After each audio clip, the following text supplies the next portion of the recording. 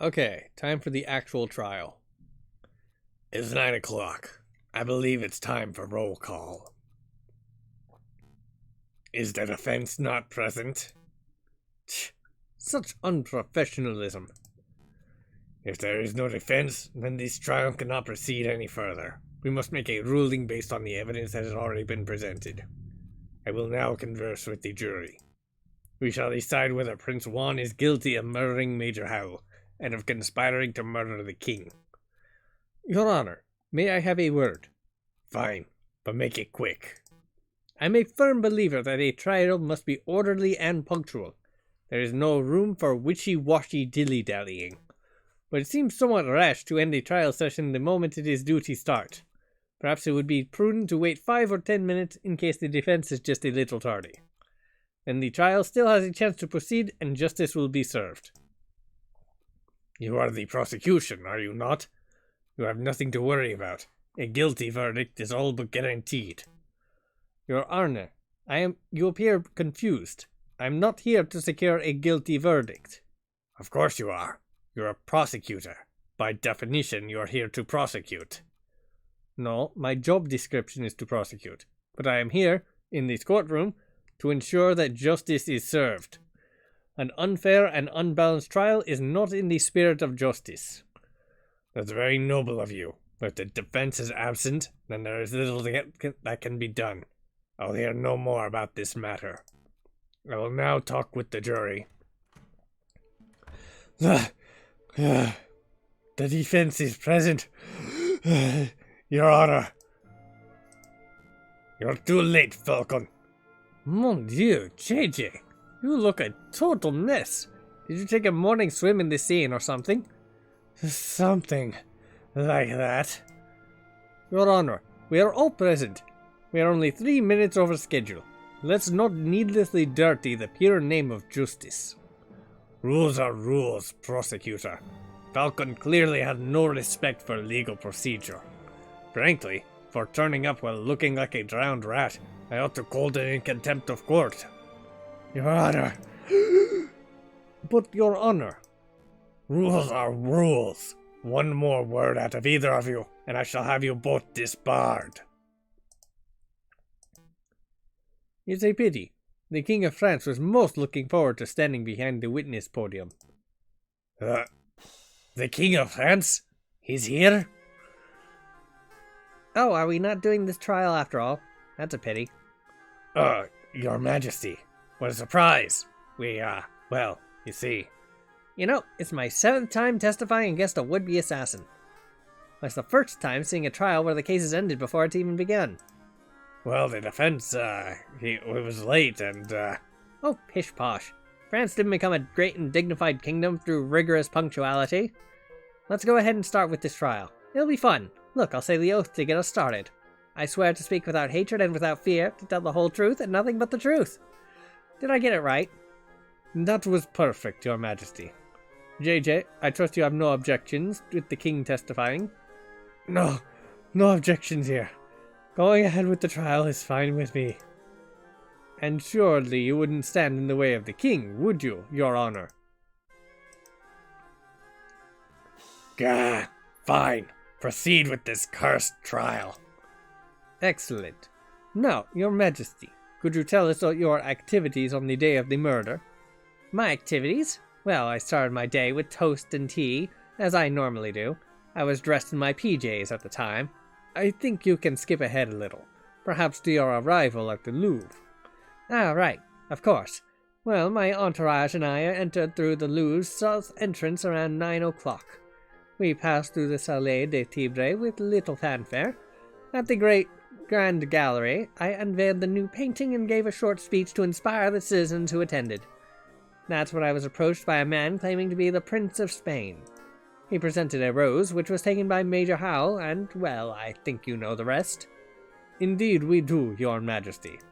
Madams and messieurs of the court, what we have here is another testimony that establishes Prince Juan's guilt. And this is no ordinary testimony.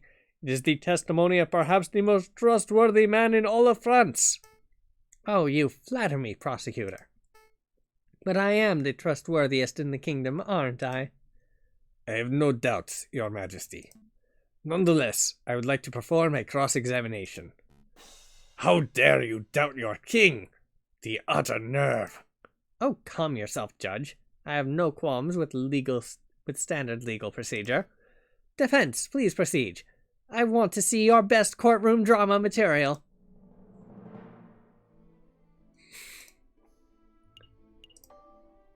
Your Majesty, you say that you entered the Indeed, we approached from the Hotel de Ville, so it was an easy riverside stroll. Are you sure you entered the Louvre South entrance? Oh, mon Dieu, Falcon, are you seriously still tugging at this thread?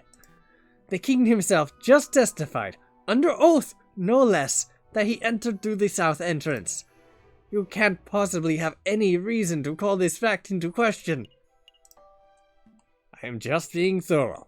It's important that we explore every nook and cranny. We don't have time for that sort of pedantry. Stick to the important questions, defense, or I'll end this stupid trial here and now. Did you see anyone or anything suspicious around the Louvre entrance? Suspicious? I'm afraid not, monsieur. Just the regular riverside types. Bourgeoisie, vendors, people who fish, and the like. I see. Your Majesty, you say that you passed through the Salle de Tourbillon fairly uneventfully. Indeed, we stopped briefly to look at the paintings and then moved on to the Grand Gallery. Never mind, I'll be back at this one. Never mind, I'll ask about something else. Now, Your Majesty, I would like to ask about your activities in the Grand Gallery. Please proceed. Could you give us a rendition of your speech? What, right now? Without my cue cards? I'll give it a shot, I suppose. Madams and messieurs, welcome to the grand unveiling of my beautiful portrait. I don't claim to be the greatest king penguin to have reigned over France, nor the handsomest, nor the most competent. Some may argue that I'm not even top 10 material. But I am a humble king penguin. Some consider me to be the humblest king penguin of all time. Your Honor, I object. This speech is a travesty. Sustained. Aside from the Prince of Spain, did you see anyone out of the ordinary in the Grand Gallery? Why, monsieur, the Grand Gallery was always inhabited by artists. Everyone there is out of the ordinary. Nonetheless, can you think of anyone who stood out? Is this question going somewhere, JJ? Or are you blindly stabbing in the dark? I'm just stabbing in the dark, to be honest. Then perhaps be a little less stabby and a little more brainy. Your Majesty, you say that you were presented with a rose by the Prince of Spain. Indeed, he formally introduced himself. I knew he was telling the truth because he called me Senor. I find it curious that Major Howell snatched the rose before he could take it. Why did he do that? The Major has always been a protective fellow. I think he was just doing his due diligence as a royal guard. And given how he took the figurative bullet for me, I would say that he did his job well. Well, I can't argue with that. Your Majesty, Prosecutor, members of the court, brace yourselves, because I have a revelation that will turn this trial on its head. Juan Quinardo is not the Prince of Spain. That's not a revelation, Falcon. It isn't? Of course not. We all know that the current ruler is Queen Regina Isabella II and that she has no children. The Queridos are obviously pretenders to the throne. Prince Juan's title is probably self-appointed. But his name isn't even Juan Quirdo. I don't even think that fox is Spanish. So what? So what? That's important. JJ, what's important is that this man is accused of committing murder and of conspiring to kill the king. That's what is in dispute here. The man's name is irrelevant. He could be called Juan Quirdo or Bob Struney for all I care. It doesn't change the events that transpired on the morning of January the 6th. I suppose that's true. Never mind.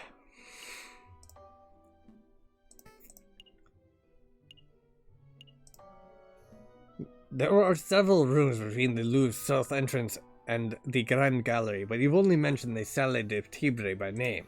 Why is that? Oh, the Salle de Tibre was the only room we looked around in detail. The other rooms we simply passed straight through. Why did you stop in that room specifically? Well, see, there's this giant doorstep that caught my eye and sparked a debate. Say no more, Your Majesty. Could you elaborate? What did you see in the Salle de Tibre? What did I see? Well, Roman stuff, mostly. I meant aside from the Roman artifacts. For example, did you talk to someone in the room who wasn't a member of your entourage? You're reaching, JJ. The king already testified that he passed through without encountering anything of interest.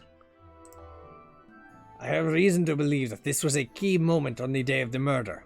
I want the king to elaborate on exactly what and who he saw. Then I suppose that you will have to proceed, Your Majesty. Alright, let me think. So there was that giant doorstop, and there was that copper urn thing. Oh, and there was something else, now that you ask. I was offered a box of chocolates by some peasant mademoiselle. I don't have much of a sweet tooth, but Major Howell was keen to accept a chocolate or two on my behalf. What? Did I say something startling, prosecutor? No. Please continue, Your Majesty. I think the prosecution is startled because he just came to the realization that I was not spouting drivel in the previous trial session. Well, that's debatable.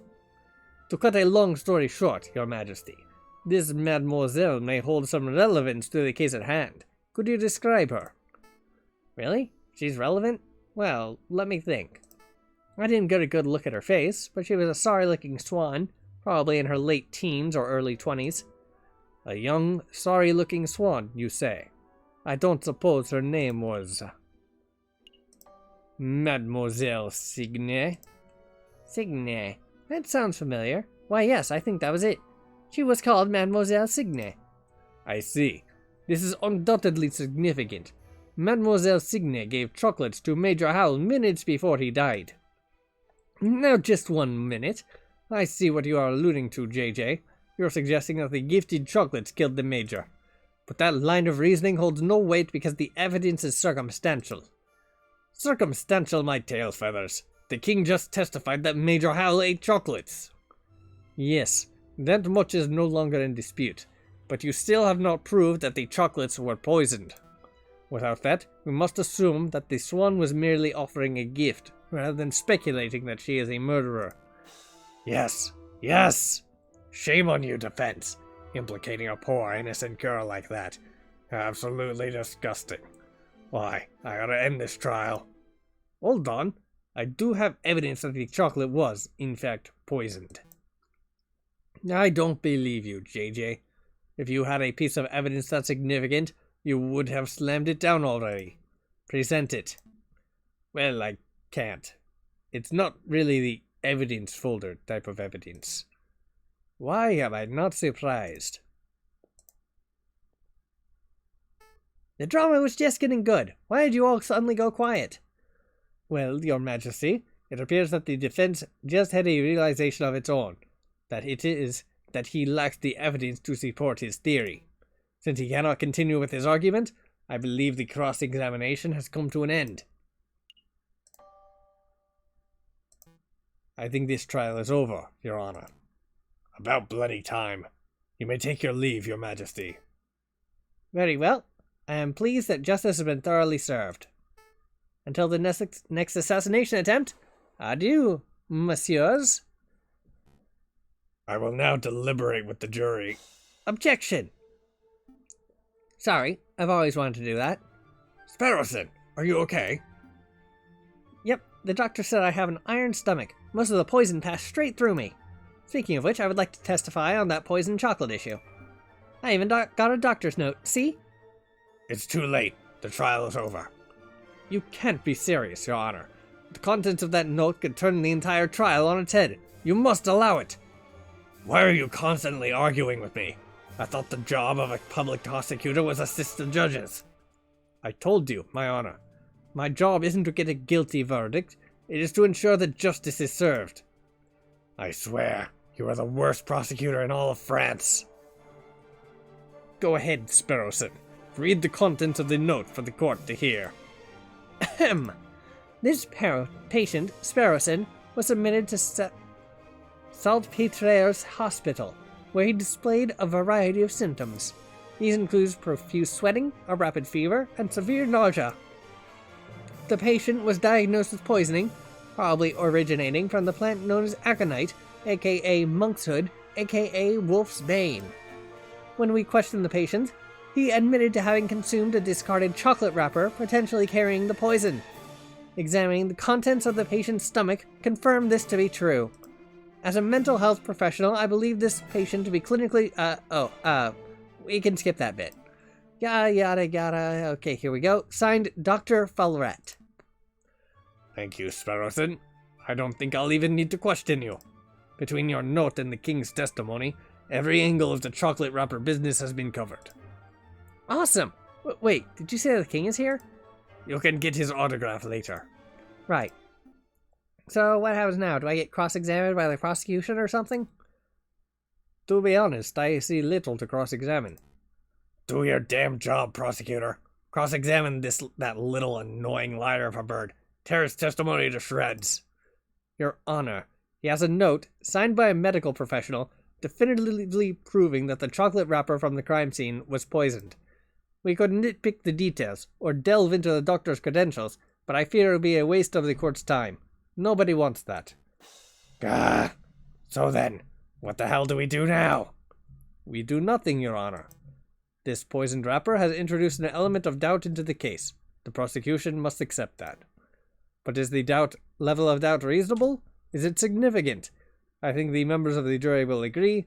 JJ's evidence is still tenuous. Tenuous? A step above circumstantial. You have proven a link, a not wholly illogical link, but you haven't proved beyond doubt that Major Howell was killed by the chocolate. You are still making far too many assumptions. Where's the empiricism that is required by any good court of law? Where are the witnesses who can back up your claim? Oh, I brought along a witness. Maybe she can help. Hello. You... Sparrowson. It's great to see you on your feet, and you have been an enormous asset to this case. But what are you trying to pull off now? Surprise witness. Surprise witness? Yeah, I remember you mentioning that Cocorico liked calling surprise witnesses, so I thought we'd beat him at his own game. I brought the flower girl, Mademoiselle Signe, so that she can testify about Prince Juan's character. You're putting me in a difficult position, Sparrowson. Just moments before you arrived, we, the court, established that Mademoiselle Signe is a possible suspect for this case. What? That can't be right. Sparrowson, it's okay. Monsieur Falcon, I would like to testify. You want to testify? Do you understand what you are agreeing to? I do. I have accepted my fate. Prosecutor, do you have any objections to me calling upon Mademoiselle Signe as a witness? No, none. Bearing in mind, of course, that you are here to defend Prince Juan, not to convict Mademoiselle Signe. Prosecuting is my job. Of course. I have no objections either.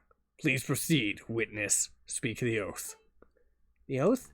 Say that you swear to speak without hatred and without fear, to tell the whole truth and nothing but the truth. I swear, Your Honor. I swear to speak without hatred and without fear, to tell the whole truth and nothing but the truth. Good. Very good. Please state your name and occupation for the court record. My name is Catherine Marie Signe, and I am a flower seller. Mademoiselle Signe, tell the courtroom of your activities on the morning of the 7th of January. Very well. I saw the king and his entourage enter the Louvre around 9 o'clock. I followed. When they came to a stop in the Salé des Tibres, I stepped forward and offered the king a chocolate. He refused, but a guard, a big dog by the name of Major Howell, was happy to oblige. The guard died because I, personally, had previously added poison to the chocolates. No, that can't be right. I used poison derived from monkshood, a notoriously dangerous plant. As a flower seller, it was simple to acquire. Why did you do it, mademoiselle? Why? Monsieur, people have tried to kill the king before, and people will try again.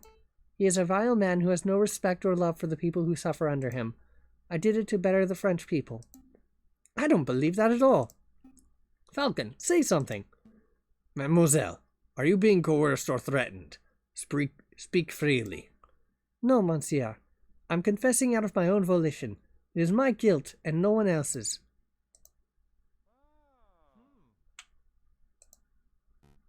Well, defense, it looks like you wormed a confession out of this murderous dispute. I suppose that gets your client, Prince Juan, completely off the hook. Lucky you. So, shall we wrap this court session up? No, not yet. I have further questions for the witness, Your Honor. Further questions? To what end? You already proved your client's innocence. I wish to uncover the truth. You aren't here to uncover the truth. You're here to defend Prince Juan, and you've done that job with a disgusting level of diligence. Nonetheless, I believe the mademoiselle has omitted something of huge importance. I wish to question her further. Something of huge importance. I won't allow it. Fine. Can I at least show something to the witness? You and the prosecutors are a right pair of moralizing blowhards, aren't you? You are doing my head in. Fine. If it will shut you up, I will let you show one magical mystery item to the witness. I can't imagine you'll have anything up your sleeve to change the flow of this trial, though. Monsieur Falcon, save it. I have nothing more to say. Please take a look at these, mademoiselle. Train ticket stubs.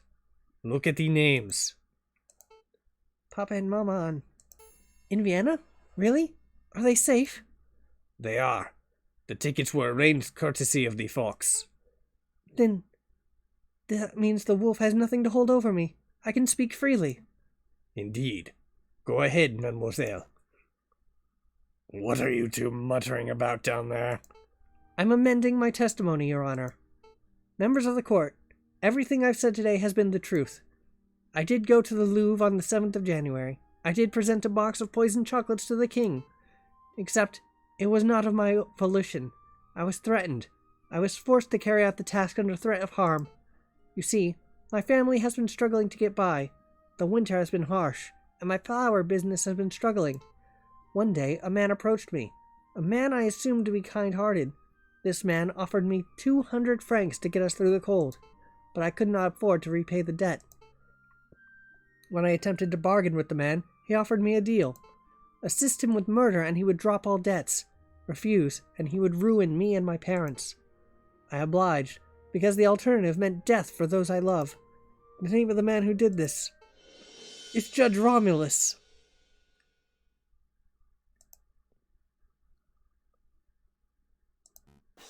Ha!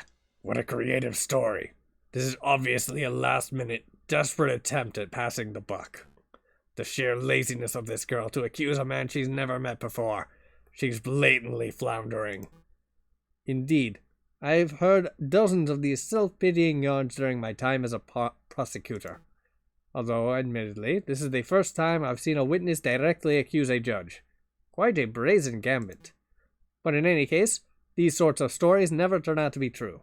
They are always proven to be fabrications born of desperation. I've never been more honest, monsieur. Listen, Mademoiselle Signe, I would like to believe your story.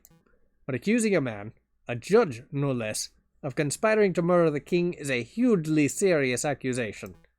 Do you have any proof to support your story? Proof? You say the judge lent you money. Then you both must have signed a contract when you made the transaction. That contract would suffice as proof. The contracts were all verbal. He said the money was a gift at first, and only later that I had to repay him. Heh, how convenient. Of course this supposed contract doesn't exist. The mademoiselle has no proof because her story is a blatant lie. Falcon, you have to do something. Do we have anything to link Judge Romulus to Mademoiselle Signe? A link? Of course. Members of the court, I know for certain that the mademoiselle's story is true. I can say, with certainty, that Judge Romulus has made contact with Mademoiselle Signe in the past. I know this because, at this very moment, I am holding a key piece of evidence that links Judge Romulus directly to the crime scene.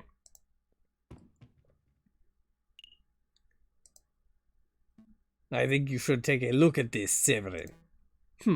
Me? You don't trust it in the judge's hands? What? What is that? What does that piece of paper say?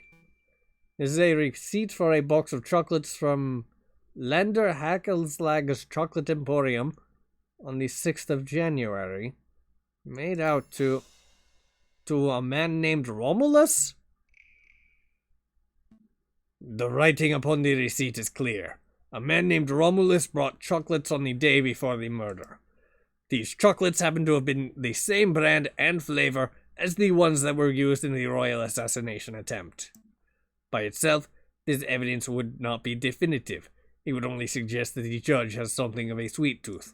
But taken in conjunction with the mademoiselle's updated testimony, that would imply that the judge was directly involved in the assassination attempt. Judge Romulus, do you have anything to say about this? Yep. That receipt's not mine. I haven't stepped foot in a chocolate shop in years. You cannot be serious. The receipt is indisputable proof of your purchase. Indisputable? Watch me dispute it. What you have there is a scrap of paper with the word Romulus scrawled on it. Is it a forgery? Are there simply two men named Romulus living in Paris? I don't have a clue. What I do know is that you have nothing to prove that I was the one who signed that receipt. This is absurd. Do you want me to dig up court documents with your signature so we can undertake a handwriting analysis? That wouldn't be possible. I believe His Honor uses a rubber stamp for signing off on it. Official court documents.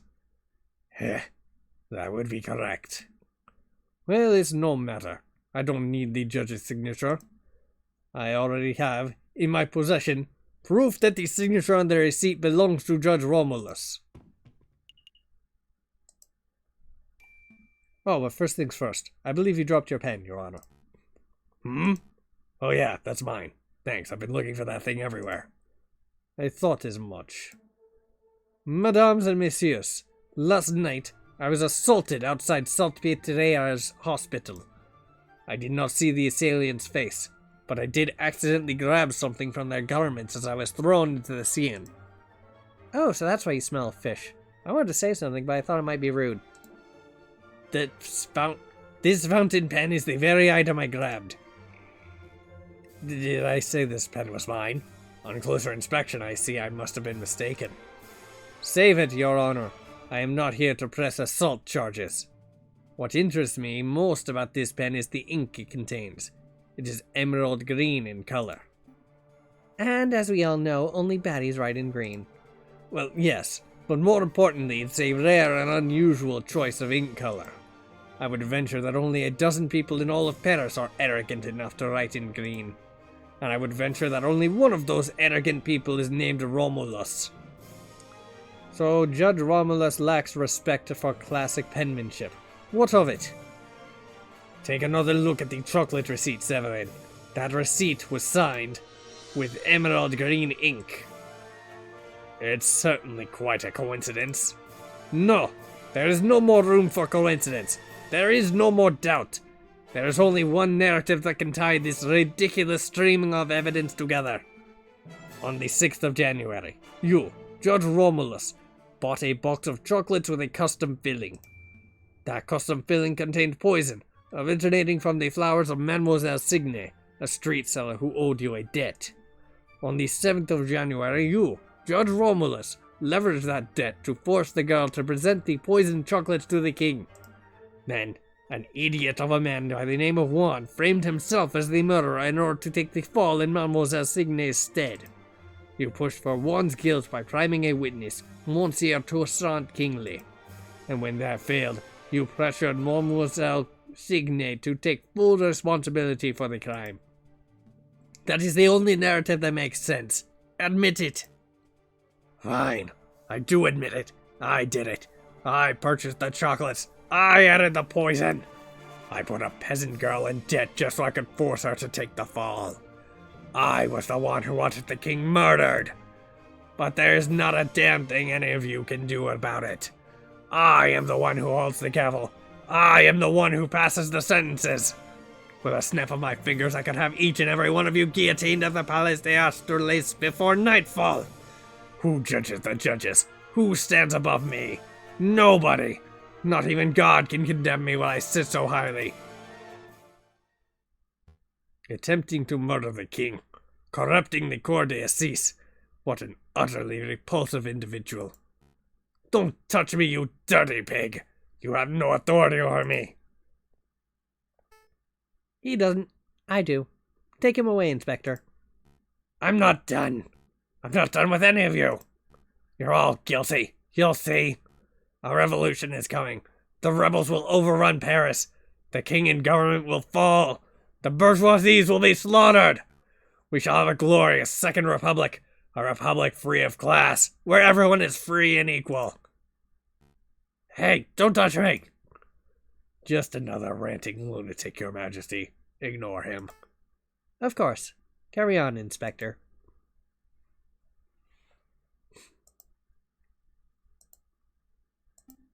What? What happens now?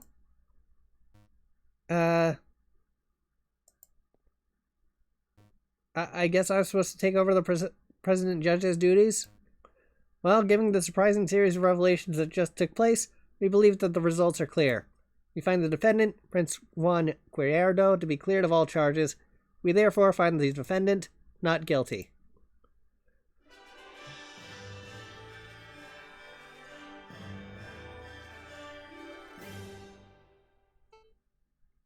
What happens to me now?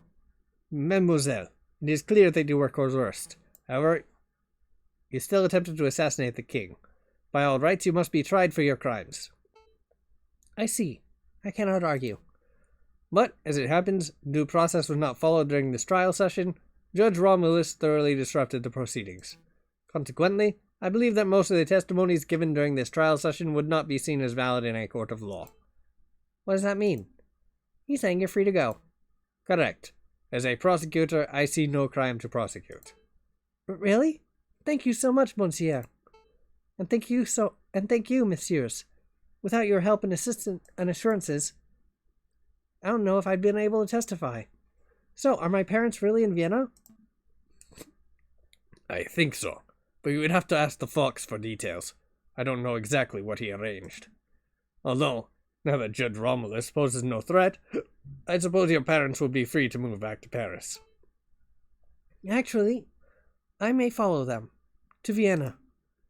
You need a holiday after all this drama? Well, yes, but also I want to get away from here before the fighting starts. You mean the revolution Judge Romulus mentioned? Doesn't seem mentally stable. Pay him no mind. It's not just him, monsieur. In the streets, everyone talks of an uprising. If you were smart, you would clear out of here too. Thanks for the concern, mademoiselle. But we're far from smart, so we're staying put. I see. Then good luck, messieurs. And farewell. Maybe we can meet again when this is all blown over. Wait, mademoiselle. Don't you want to have a quick celebratory drink? Oh, she's gone. So I guess it's just you, me, and the fox, right, Falcon? That sounds good, Sparrowson. Take Prince Juan back to the aviary office. I need to sort out some paperwork with Severin. Okie dokie. I suppose that congratulations are in order. Uncovering the truth in the way that you did. It was quite a feat. Everything went far better than I could have hoped. But you surprised me at the end with that little lie of yours. Lie? This trial's testimonies are completely invalid? Bullcock. You and I both know that this trial has produced ample evidence for Mademoiselle Signe to be detained and tried. Even with the coercion accounted for, I bet she would still be found guilty of conspiracy or accessory to murder. So, why are you holding back? 10, maybe even 5 years ago, I probably would have prosecuted Mademoiselle Signe. When I was fresh out of law school, I thought my role as a prosecutor was to condemn every potential criminal that came my way. I thought, if the guilty person ends up behind bars or on the hanging dock, then justice has been served. But as I gained experience, I started noticing the details. The details? The extenuating circumstances, the personal considerations, the gaps in the law where, even when due process is followed to the letter, good people are punished and wrongdoers walk free. I hated it. So I changed my role. I decided that I should not strive to secure a guilty verdict, but to ensure that justice is served. I could prosecute Mademoiselle Signe, and she would definitely be convicted. But that would not serve justice. You're going soft, Severin. I suppose I am. Try not to grow too bitter, Falcon. It doesn't suit you. I must congratulate you, Senor Falcon and Senor Sparrowson. Heh, what am I doing still using that old accent? I of course meant, congratulations, Monsieur Falcon and Monsieur Sparrowson. It's no big deal. We were just doing our jobs. No, your job ended when you proved my innocence. Everything after that was you going above and beyond your duties. Of course, I was counting on you to do so. A lesser lawyer would surely have stumbled or caved in.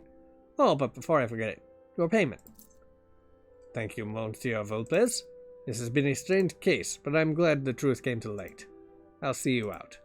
Wait, Monsieur Vulpes. Before you go, something's been bothering me. Why did you come to us in the first place? Surely there are much more reputable lawyers out there who could have done a better job. Oh? More reputable than the Falcon who stands before me? Yeah. Falcon's got a sucky track record. True. He does have a mixed record, but his family name is hugely respected in the lawyering world. I chose Monsieur Falcon as my lawyer for that reason alone. Huh. Really? I've never heard of another lawyer named Falcon. Let's not go down this road, Monsieur Vulpes. I don't go by my old name for a reason. That is fair. We shouldn't be fixated on the past, should we? After all, it's already been and gone. The future is where our potential lies. That's what we should be paying attention to. A storm is approaching fast. You mean the revolution that the crooked judge mentioned? Indeed. I dare say that the wolf is right. A rebellion is coming, one way or the other. Listen, Monsieur Falcon. You'll probably have a surge of work over the coming days. If you want me to dig up the dirt on anyone, please feel free to drop by my office at any time. Dig up the dirt? I'm a private investigator. It's what I do. We'll bear it in mind. Thank you, Monsieur Vulpes. Good day, messieurs. I'm going to go get a drink. Seriously, Falcon? What? I was just going to ask if you wanted tea or coffee.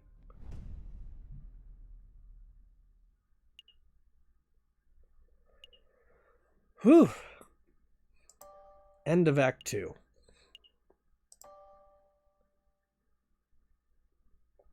So it looks like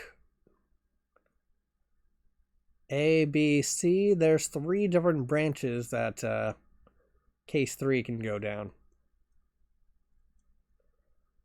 That one's going to take a while.